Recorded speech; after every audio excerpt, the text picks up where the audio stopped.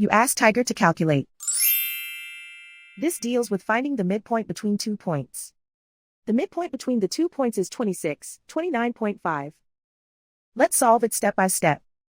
Plot the 2 points and calculate the midpoint using the formula. The coordinates of point 1 are, x1 equals negative 29, y1 equals negative 27.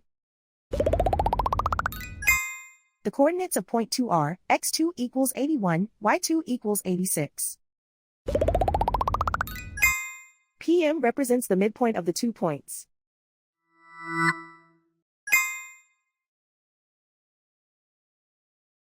Use the x values in the midpoint formula to find the midpoints x.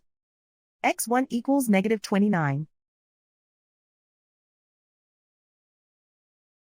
x2 equals 81.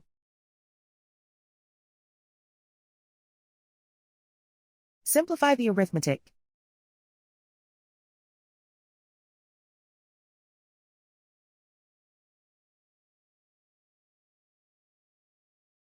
Use the y values in the midpoint formula to find the midpoints y. y1 equals negative 27. y2 equals 86. Simplify the arithmetic.